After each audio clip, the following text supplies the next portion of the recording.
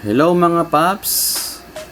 Dumating na yung aking order from Shopee. Ang Kelat tools ko na in-order ko sa Shopee. Disclaimer lang po, hindi po to sponsored. We just reviewing we just unboxing the tools and also to check the tools.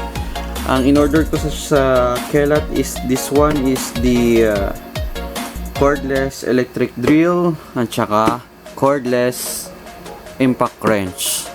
So, i-unbox natin ang both tools na to. Okay, unahin po natin tong electric cordless drill. So, to check natin from Kelat. Yung case, hard case. Maganda yung case niya, tigas. Maganda. And unlock natin.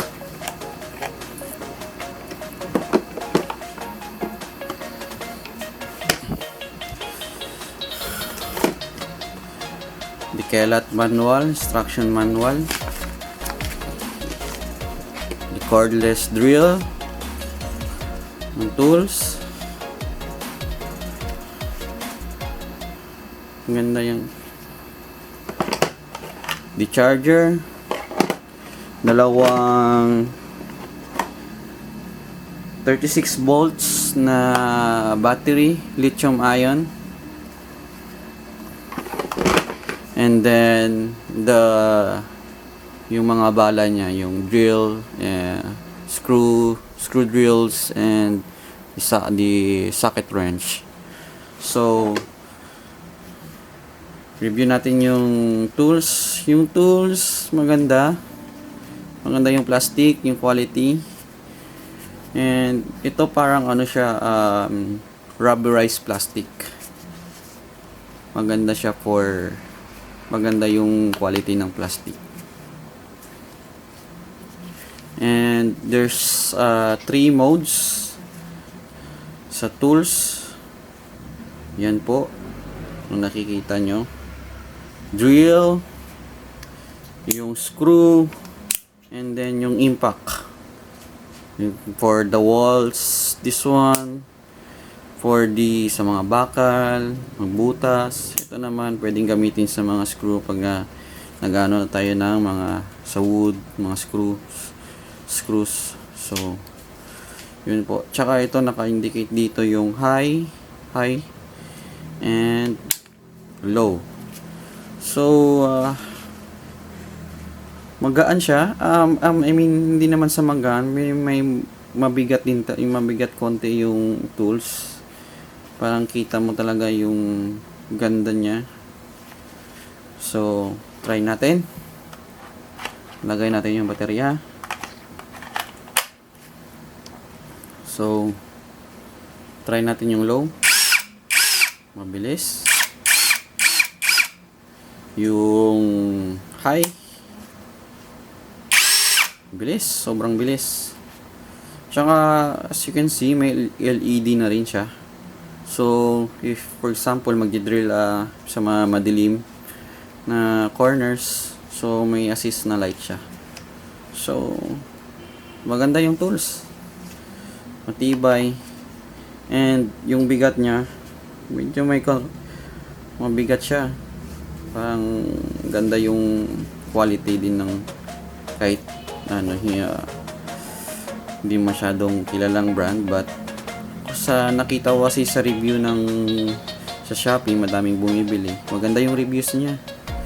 Maganda yung tools.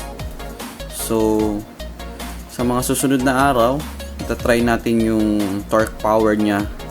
Magdi-drill ako ng mga sa wall.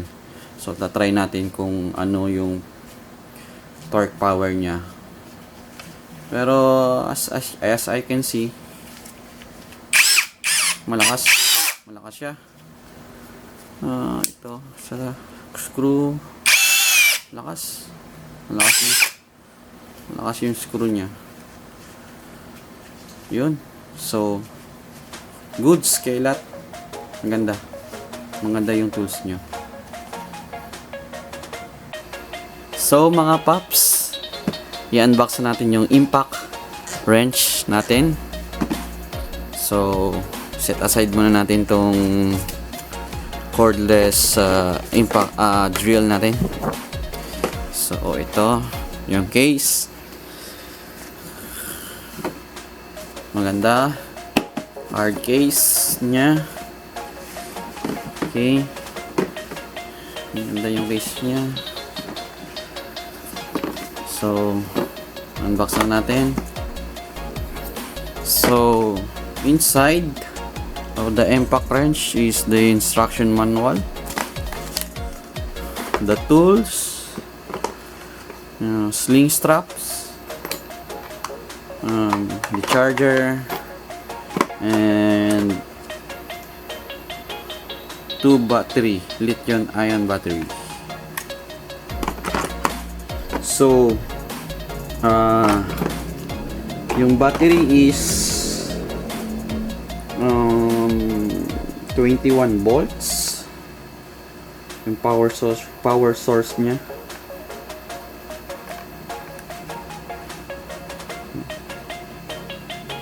Yun, dalawang battery. But the capacity of the battery is 4.0 milliamp. So, ganda. And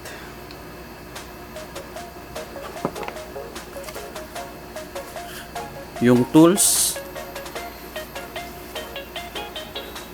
maganda yung tools, maganda yung plastic niya, makapal. And this one is rubber plastic, yung pagka-rubberized plastic siya. So maganda to for grip. Yun, maganda yung grip niya para hindi madulas. Tsaka maganda yung plastic, medyo makapal yung plastic. Maganda yung plastic. And yung motor niya is brushless na rin. So yung mga modern impact wrench kasi brushless na. So less maintenance nito. And the max torque of this wrench is 420 Newton meter.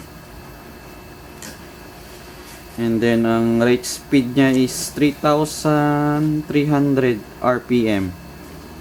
Yung according sa ano niya, sa specification. Yun. As you can see, maganda yung tools. Maganda.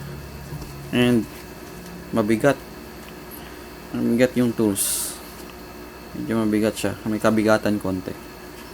So, yun. Testing na natin.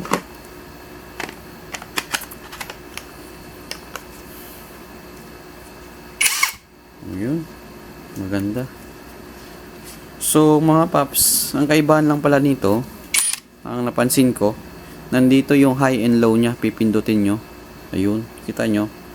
Nandun yung high and low niya. So,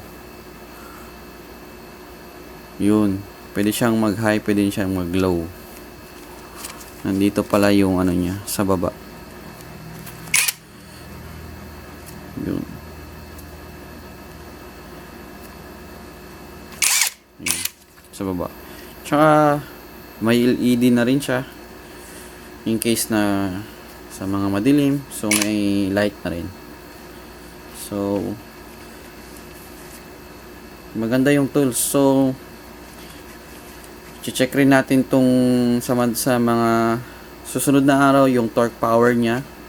Try ko magbukas ng mga nuts sa sasakyan. So try natin. Ito yung ano niya, yung sa right and left, kabila. Bilis. Ganda.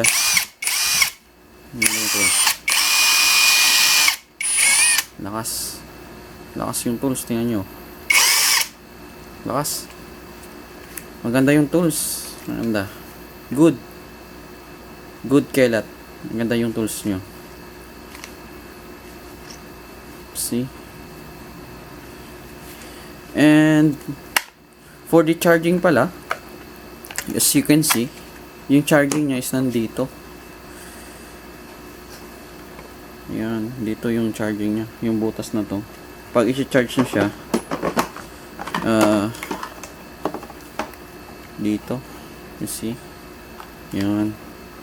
Then saksak. Yung indication pala niya is nandito. Na-check ko na kanina. Pagka sinaksak nyo siya, pag nag-charge is red. Pag nag-full na siya is magko-color green to. So, ayun. Good. And ito na yung dalawa nating tools. Check natin yung quality build niya. Yung quality build niya naman maganda. And yung plastic niya hard plastic. Hindi basa-basa rin na plastic. Maganda yung quality ng plastic. And yung mga baterya niya. Mabigat din yung baterya niya. I just check, mabigat yung baterya niya. Mas mabigat to. And napansin ko lang, pwede pala ding gamitin sa drill tong baterya na to. So, as you see, tanggalin ko yan. Then, I try to switch this one galing sa impact wrench natin. Tingnan nyo. See? Malakas. Kaya pwede siyang gamitin. Kaya 4 yung baterya. So, goods. Kelat. Yung price nito, sobrang mura. You can check on the Shopee. Sa Shopee Mall nila. Check nyo yung sa website nila. And then, doon naka-indicate. Pangmasa yung price nito. And maganda to for daily use. Mga DIY sa bahay. Pag may motor ka, maganda ditong gamitin. May sasakyan ka, pwede rin gamitin. Kaya, goods. Kaya, salamat sa panonood.